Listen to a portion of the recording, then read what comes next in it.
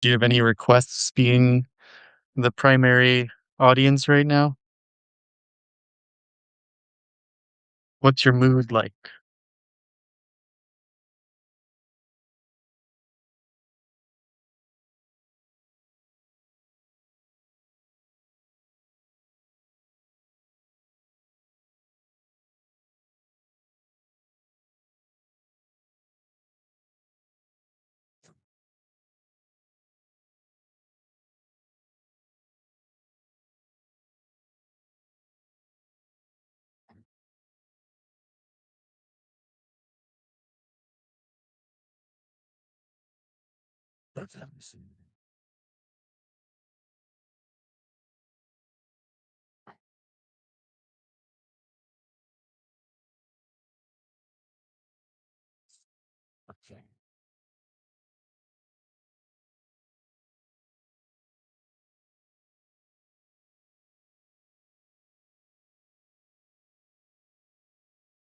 Oh yeah.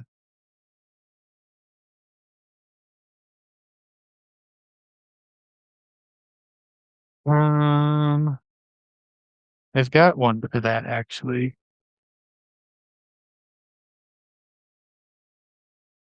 I'm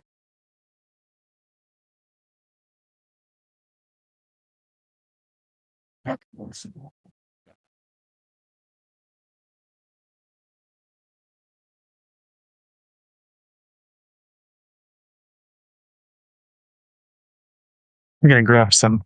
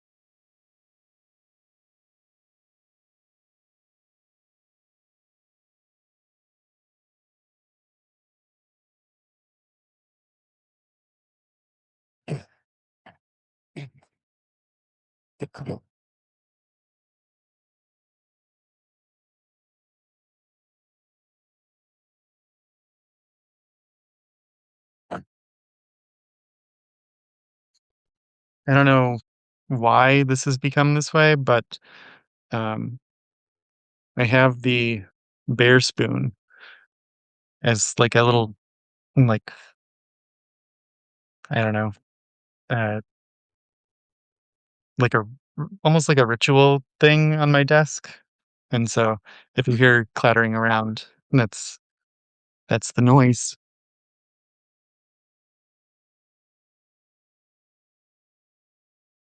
Um,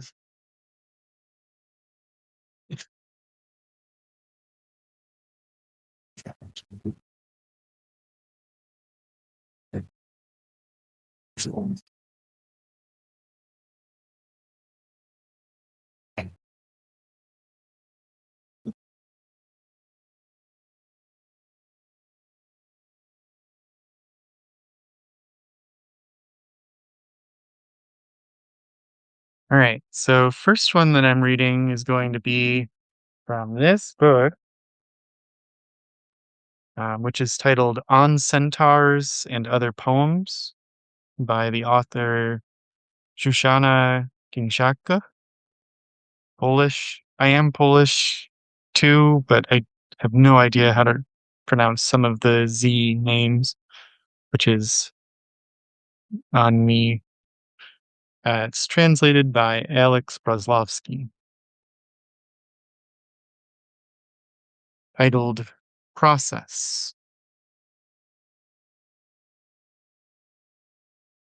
In the beginning was heaven and earth, black tallow and cornflower oxygen, and fawns flanking lithe deer with gods soft and white, flaxen. Cretaceous, Jurassic, Triassic, soil layers itself into tree rings, the Miocene charges by tank and majestic conquest. And there's a separation here between water and an earth of ferns and birch woods. And he sees that it is good when Genesis awakens at dawn. Nitrogen is brewing into lava, lava congeals by lacquer, mountain surmounting mountain, by cosmic thundering astride. The Carboniferous saturates the earth with coal stone pulp, and he sees it is good for moist amphibians and stars. Iron pulsates at its most bloody. Phosphor tightens in the tibia, and he whistles into the crater pipes with singing air. In the beginning was heaven and earth, and fawns and flaxen deer, but then the course changes. Flesh became word. When sometimes, under the fragrant angel, the robust rhododendron trembled, they squealed, cracked those puzzle grasses large and abundant, like New York.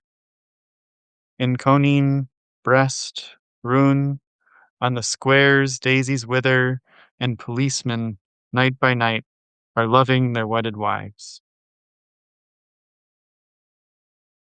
Um, the reason why I was thinking of this book in particular was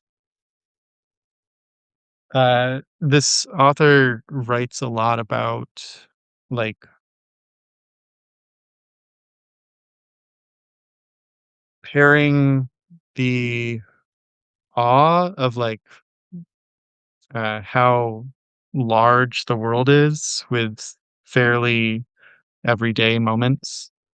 Um, I love their kind of play around with um, perspective and like my mind kind of has like almost like a zoom feature when I'm reading that, and it kind of goes from like outer space down to the ground and then like back in time and filtering forward.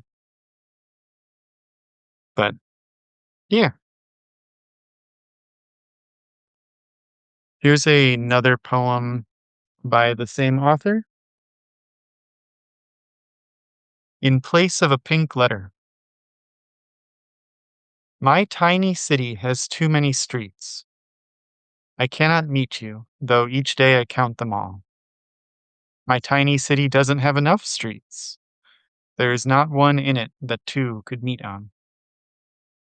My tiny city could stand over 1,000, which have sidewalks, long, long, extending, and over each there would stand millions of slim houses, like pumpkins full of wrinkled seeds, like human poultry, and each and every day different, full of your love. Could the festivity of meeting on these houses ring out on these huge houses, these colorful piano keys, and we would walk eternally, and there would be silence within us. My tiny city could stand over a short thing, one and only one, narrow like a little brook, and that street could have only two little bells, opposite joyful, laughing little houses. We could emerge some evening or morning from our homes, chuckle girls, joy birds, springtimers, and immediately meet by heart, by hand, and look into each other's eyes, eternally, eternally, lifelong. My tiny city has too few streets and too many streets, which I will never count.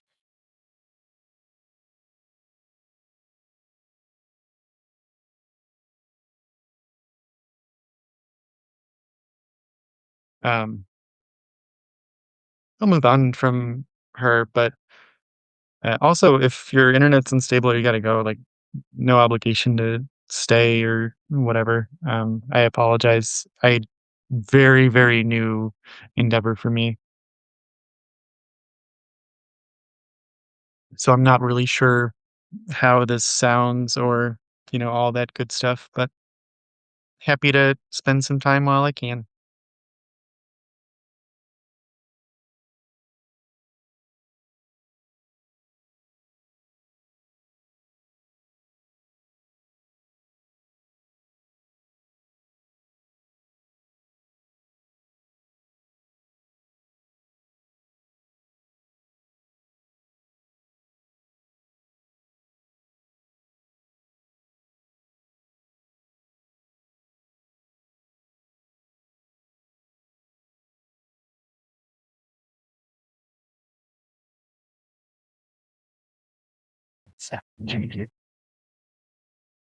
All right, this is from Reina Maria Rodriguez's The Winter Garden Photograph. She's a Cuban poet who uh, I first read maybe 4 years ago. I feel like I remember reading her distinctly when I was walking around um,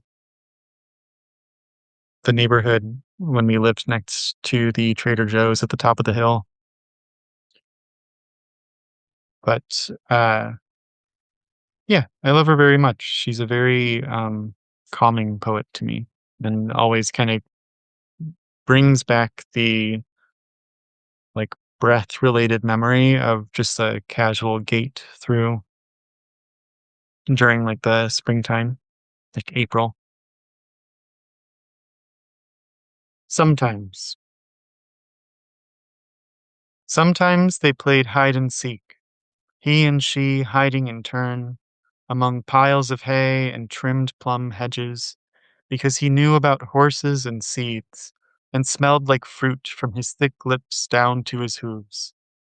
When he sat in front of her, abundant yellow hair always as tangled as molasses, eyes the liquid cinnamon of that tree trunk of survival. It was his eyes that death invaded, the ripeness of death with its red froth. There's no word to use for sacrificing death. Death is never on the side of the person who dies, doesn't disclose its secret in the act of killing. And then she would release those eyes that invaded death, in shadow flowing out over slime. I was 16 and I saw him coming. I embraced him as best I could. Forget all argumentation, all philosophizing about abandonment. I doubled up and bit into the tips of my fingers, sooty with sacred ash under the heat of a dazzling sun. My word, its syllable symbolizing the silence after obsession. She thinks about divinity. We're not playing games here. The assassin, time, carries my body away, and it removes abundance from imagination's country, where everything was threatened, while the harvest left its final marks in the mud.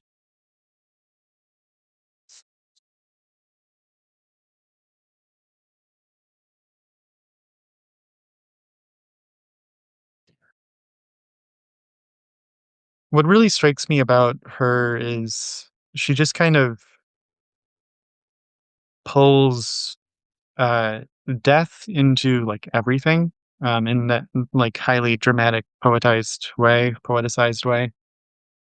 Um, it's kind of beautiful in that like it kind of naturalizes death, grief, that whole process and turns it into like, if it's everywhere, then it doesn't strike as terribly harshly.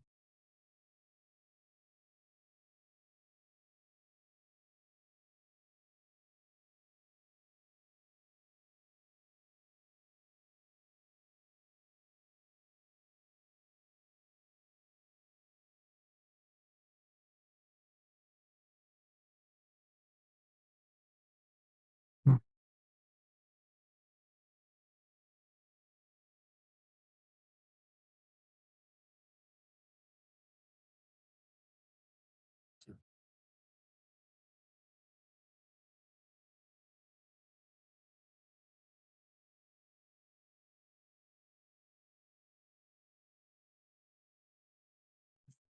I'm currently writing a lot about this guy. Um, Zbigniew Herbert, very inspirational to me. Um, Also Polish. I don't know why I'm going Polish themed today, uh, but I just figured I'd read something by him.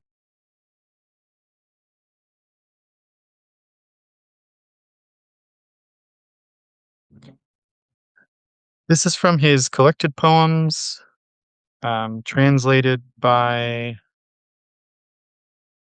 Usually, collecteds are translated by a number of people, but uh, the primary three in this work are Alyssa Valles, Czesław Milosz, and Peter Dale Scott.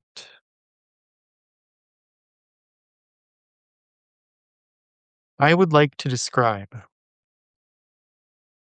I would like to describe the simplest emotion, joy or sadness, but not as others do, reaching for shafts of rain or sun. I would like to describe a light which is being born in me, but I know it does not resemble any star, for it is not so bright, not so pure, and is uncertain. I would like to describe courage without dragging behind me a dusty lion, and also anxiety without shaking a glass full of water. To put it another way, I would give all metaphors in return for one word, drawn out of my breast like a rib, for one word, contained within the boundaries of my skin. But apparently, this is not possible. And just to say, I love. I run around like mad, picking up handfuls of birds, and my tenderness, which, after all, is not made of water, asks the water for a face. And anger, different from fire, borrows from it a loquacious tongue. So is blurred, so is blurred. In me, what white haired gentleman, separated once and for all, said, "This is the subject, and this is the object." We fall asleep with one hand under our head, and with the other in a mound of planets. Our feet abandon us, and taste the earth with their tiny roots, which next morning we tear out painfully.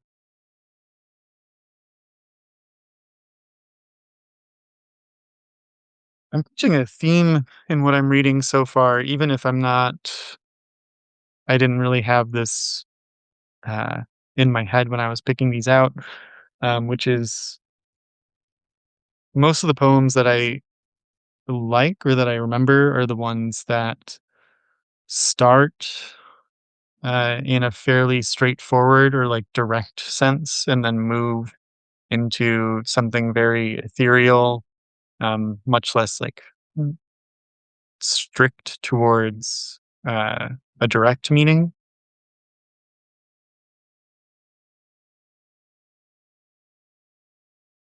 What I like about Herbert, especially, is that he doesn't really shy away from letting the page wander. Um, like in that particular poem, he goes through the ringer of a lot of like core emotions and then just decides, you know what, like screw this. I'm just going to move all the way out to, the cosmos and then to sleeping and then ending on the image of our feet growing tiny roots that we have to rip out of the earth every day. It's striking. It's fun. It's interesting.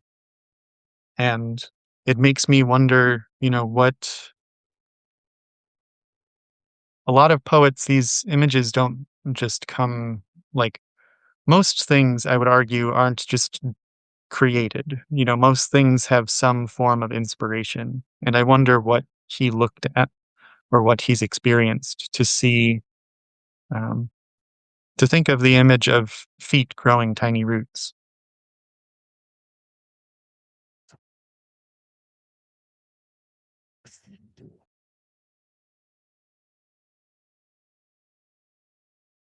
Gonna change up directions, and I'm going to go to uh,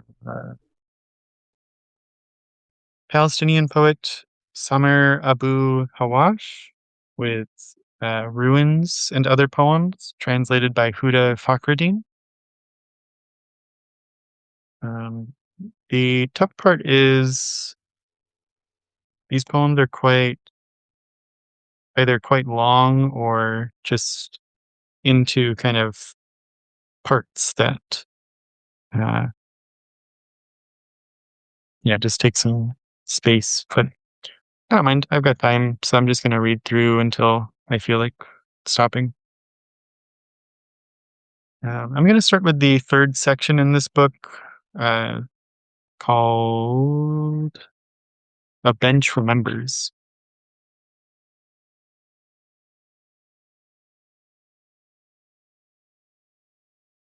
It is recorded, so but I'm probably going to be doing this once a week moving forward. So thank you so much for popping through, and I'll hit you up for actually hanging out pretty soon.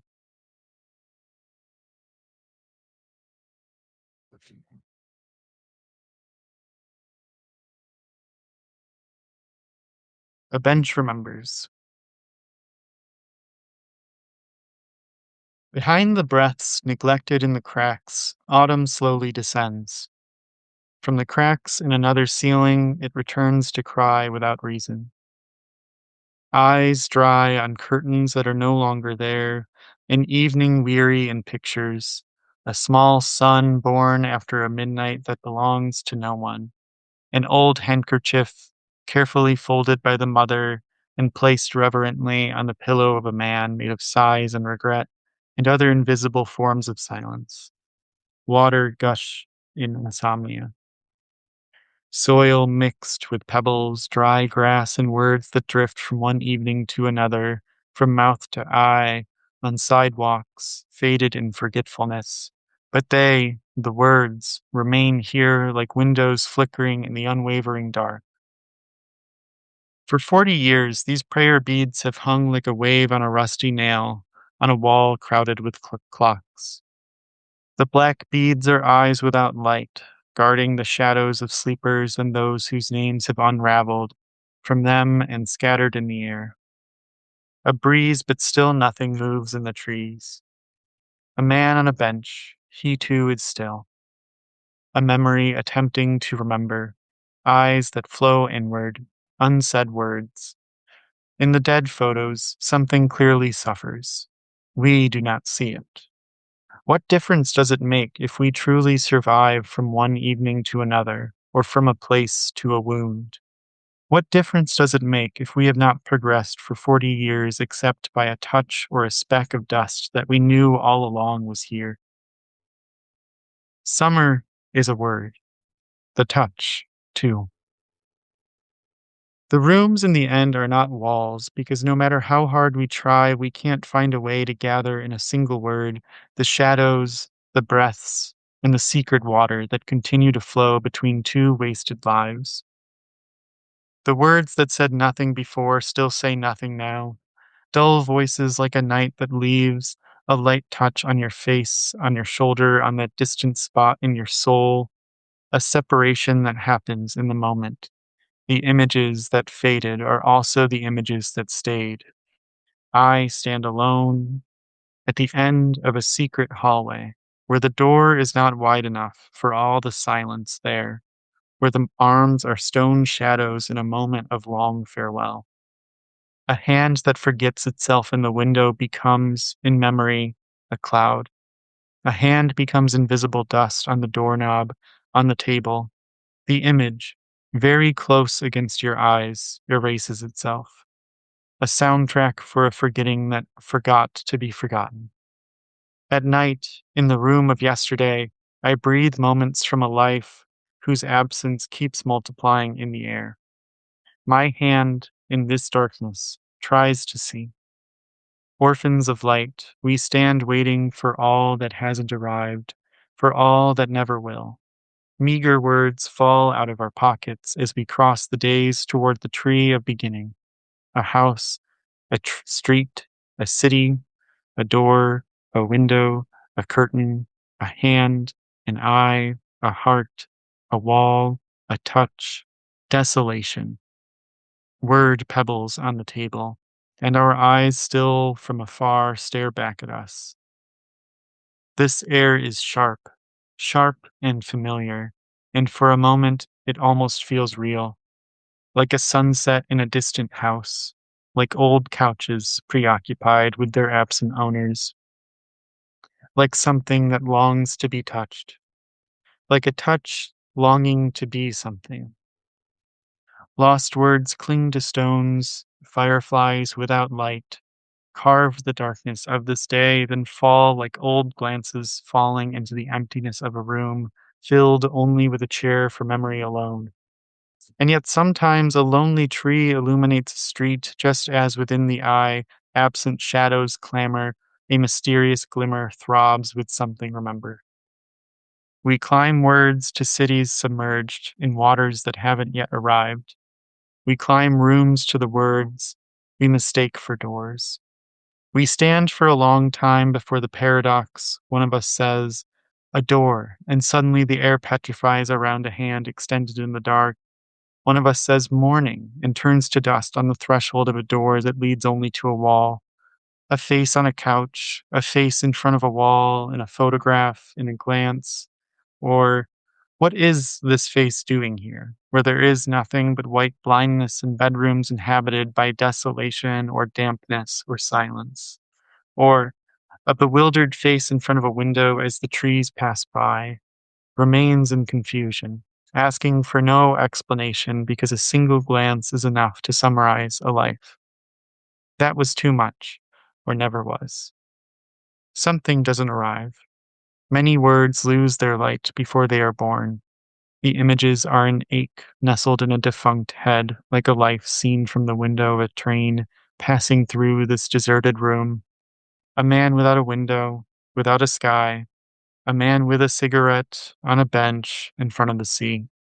He shifts a little. A curtain rustles in another life. So, I mean, I think it's impossible for any Palestinian poet writing to have language that isn't influenced by the fact that their country and people have been genocided for pretty much their entire lives, that the Nakba has been 79 years ongoing. It's not uncommon to read Palestinian poets who uh, are writing effectively lines that detail the absolute destruction of their homes, their family, their culture. I mean, recent reports have shown just that. I think there have been out of there are 2,700 entire bloodlines that have been killed off entirely just since the most recent uh, bombing campaign by Israel. Um, and I think this long poem, I mean, it's literally titled Ruins, is obviously speaking to that. Um, However, something that I love about translation specifically is that it allows for images that surprise so much more frequently, more regularly than uh, a writing in like a strict like mind to paper writing in your preferred language. What I mean by that is uh,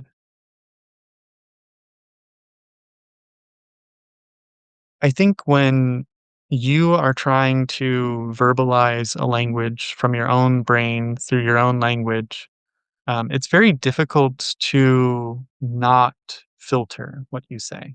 Even if you are trying to do as much like stream of consciousness, whatever kind of uh, interesting components that there are, it's very, very difficult to write something truly incoherent to yourself.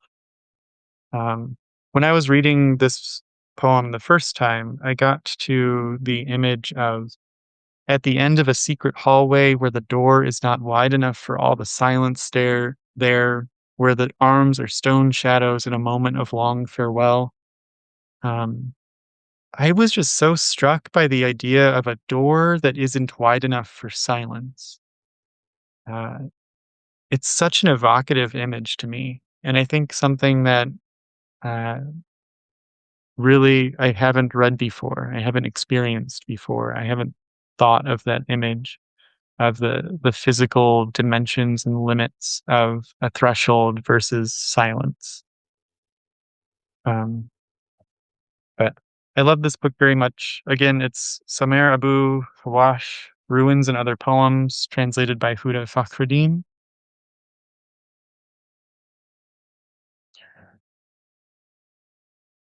Uh,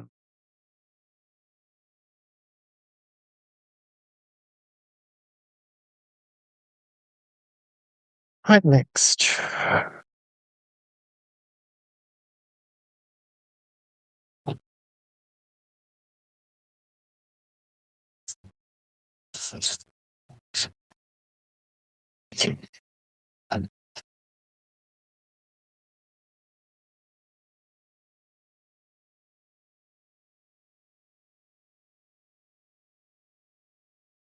I'll read a few ones that I've only uh, read recently, and so I'm just kind of getting through it.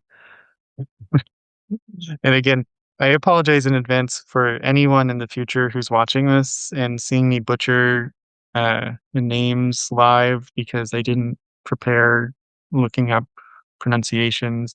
And especially sorry for if, by God, any of these individuals actually see me mispronouncing their name to hell and back.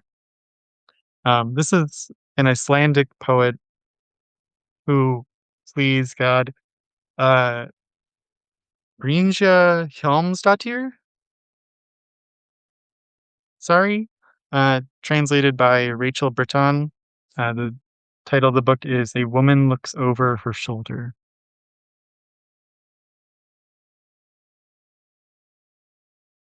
I'm just going to read a few kind of samples, uh, and I'll start at the beginning. The creature twists the knob. It's locked. She is denied entry. The choir glides through, the gate sings. Regrettably, you weren't chosen. The task wasn't easy. There were many applicants. The task wasn't easy. Nevertheless, the administration has come to a decision.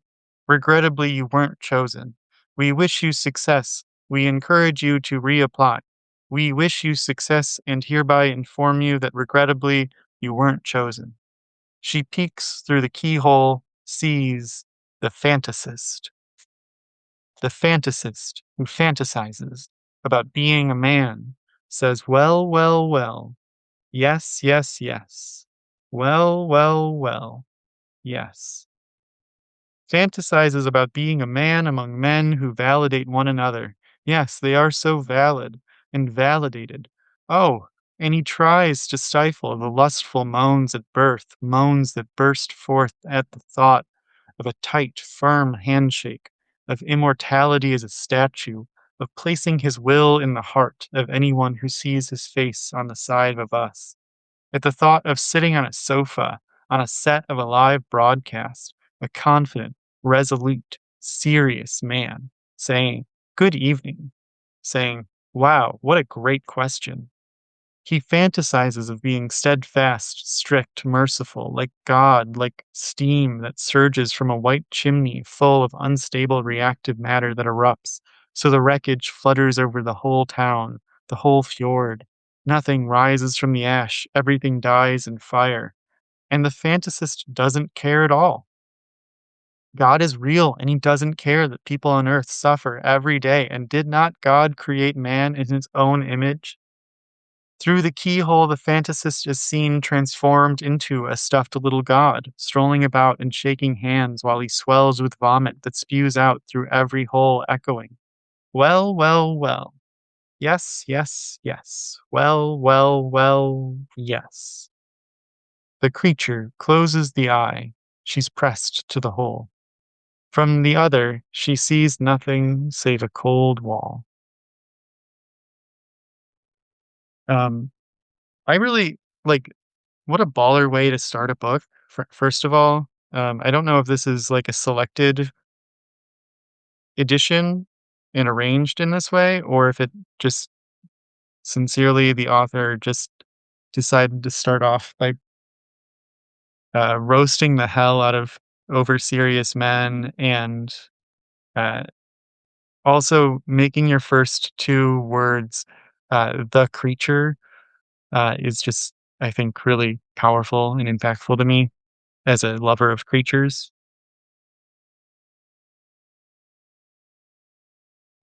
Um, but I think more people need to write poems like that where they just analyze all of the like trivial, mundane ways in which men have too much confidence in their everyday lives. Uh, So thanks from Iceland.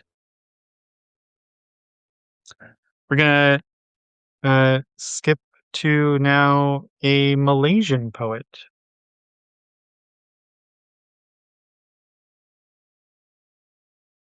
This is Tell Me Kenya Lang by Kule Grassi, translated by Pauline Fan. Or Fawn, probably Fawn. Again, next time I do this, I'm going to actually look up names of people before I'm reading them live. I apologize so profusely. I only finished reading this book very recently. Most of the poems are fairly short, you know, half pages. But it was really striking to me.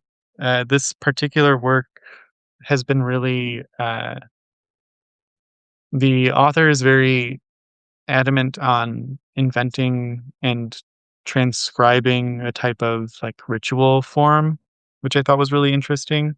It's also very adamant in detailing language, specifically like language influences, because it seems like there are several different types of languages being uh, like you can't really see this, but um,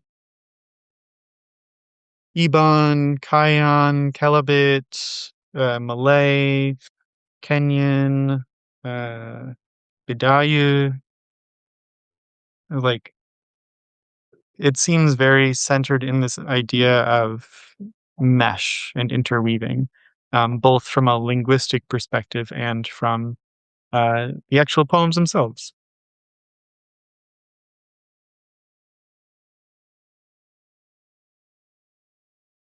Just trying to figure out what I want to read.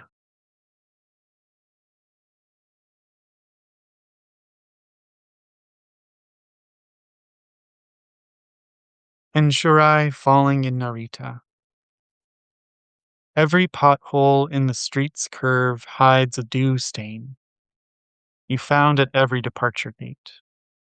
The flicker of constellations you see from a metropolis high rise reminds you of Insurai flowers falling onto Parabong. You grasp at my heart as if it were a talisman, frightened breath flying, plunging to the sea. The lines of your narrative smell of rice wine. It's just the distance of our eyes when the soju you gaze at stands erect on the table. The night is clear at other airports. It's not yet sakura season. We watch Insurai falling in Narita.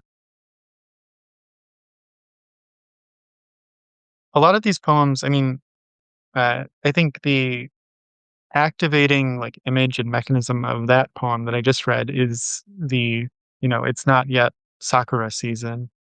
But a lot of these poems really come back to, in this book particularly, come back to a sense of placing meaning in the amalgamation of different like cultural representations or different ideas of, what holds impactful meaning around them. And I think that's really interesting how, like, this is a translation of a work, but even the original work itself is sort of like a translation and transfiguration of a bunch of different, icons and iconography from different cultures. And then, even beyond that, the original work is this transfiguration of all of these different languages into one, singular page.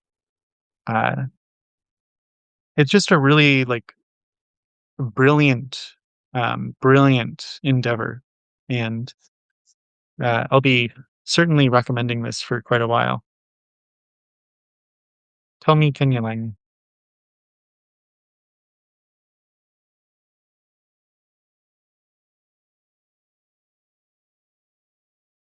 I think probably just two more from me, um, because I'm running out of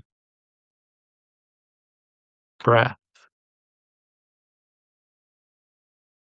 It's hard work reading poems, you know?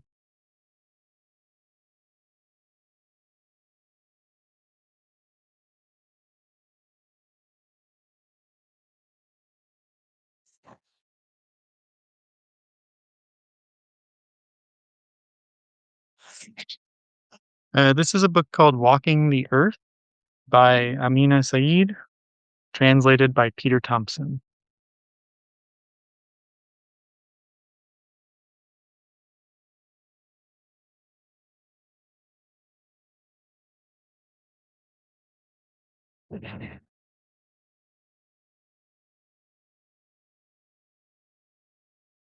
Most of the poems in this book are not like titled. There's very little actual like split between the poems, in fact. Um, so I think what I will do is I'm just going to start and end where it feels right. I hold still in limbo, questioning all of life. Passerby of this earth, you can inhabit only what gazes at sky. In the great body of the world, I open the living way that leads to other worlds. I hold still in limbo. You who come from shadow will be prey to the shadow. You who love light, your luminous double will reach the sun, the circle of all things. Spaces that lack the winds' raving, our shadows contemplate their unfinished state. On a slab of black marble they rest their bare hands. I live only through my care for light, one of them says. And as it's getting late this night, let us not take on bodies before dawn, the devourer of stars. Already the bird inflames the pure wings of the sky. Flint under eyelids, limits submerged, the eye's opacity, all the world's light at its first motion, and the surfeit of light obscures the sky. Behind the heavy smoke, as many blurred ships who have lost the shore, condemned to the sands, the chapped mouth arrives at a cry. A single stone might inflame the light. Shameless game of shadows, everywhere the void up to the blinding sun, black the dominant color. Bearing secret things, our shadows approach the reflection of their own reflection. Wounded, agitated with funereal passions, at their temples they wipe eternal blood. Here begins the very hesitation that obliges them to live. Uh, I also don't have fantastic explanations for um, why I read poems in different paces, other than like sometimes it just seems like it calls for a faster read or a louder or more emphatic. That particular book, it's so like whirlwind esque. There's so much. I mean, even in what I read, there's so much imagery around the wind inflamed. That it makes me want to intrinsically read it faster and with more, drama to it. But I don't have a hard theory for these things. I liked the book fine. Um, I don't have a lot of tremendously great or deep thoughts on it other than uh, sometimes you read a book and you read it all in, one like hour setting and it strikes you and you just kind of have to wait and let it finish striking you before you can come to those terms. I think the last poem I'll read here, um, yeah, I think the last poem I'll read here is called or from a book called The Slaughterhouse of Dreams. This is by uh, Fiston Mwanza Mujila, and subtitled Kasala for My Kaku. Uh, the really cool. So this is translated by J. Brett Maney from the French.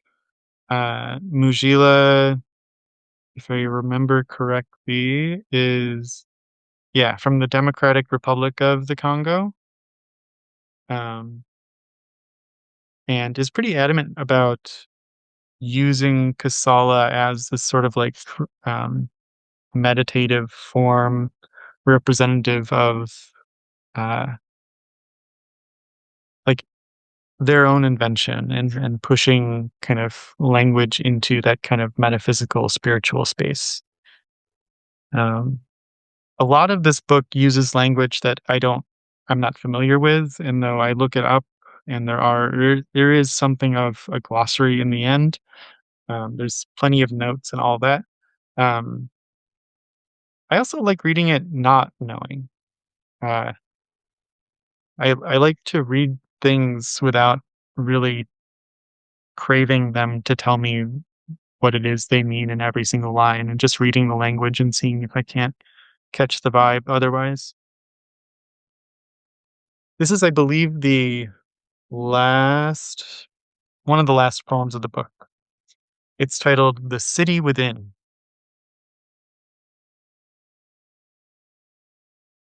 Don't say I've lost my cabeza. I'm not to blame. Blame the city that rumbles in my belly and saddles me with seizures every time I mention it. My inner city is a squatter's city, a contraband city, a forbidden city, a humongous slum, derelict yet self assured. Everyone is welcome here, no visas or vaccination cards required.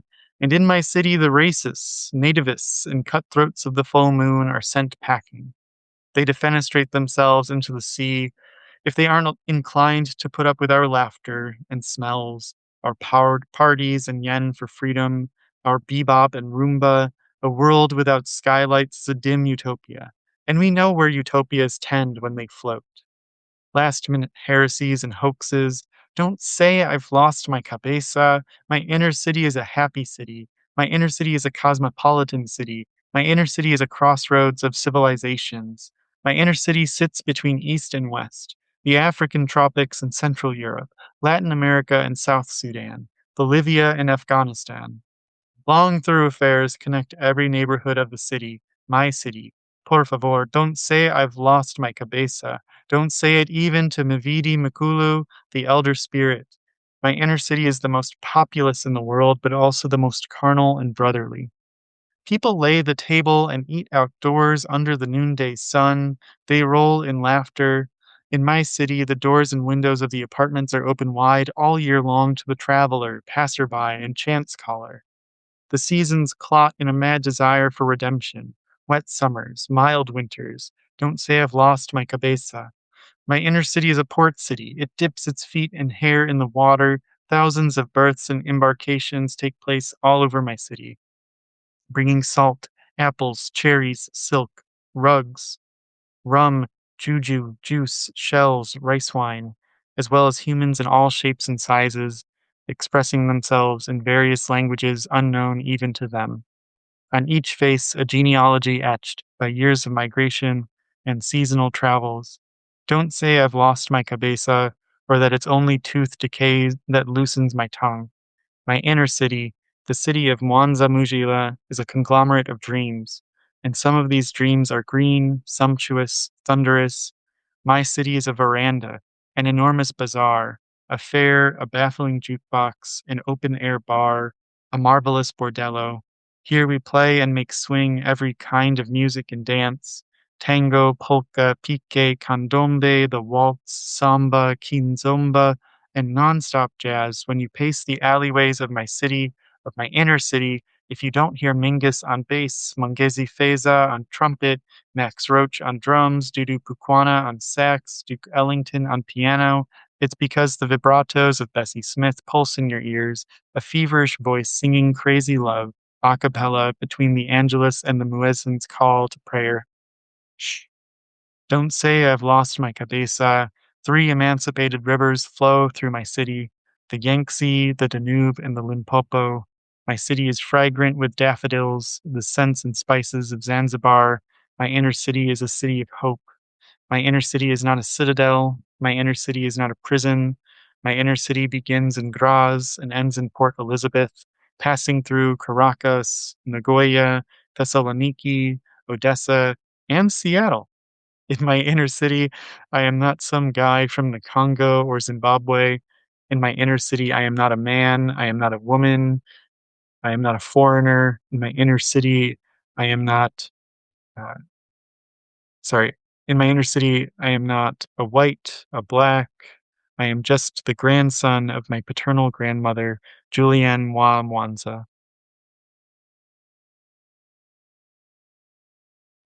So I like that poem quite a lot because it really just does take to task the question of, you know, define what your inner being looks like and really go in on that, mind palace, the homes that you have up there, what you imagine when you close your eyes.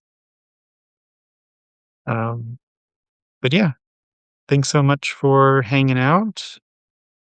I believe that will be all for me today. I am parched. Thank you so much. And this will be a recording. So if you're watching this in the future, cool. Hi. Bye.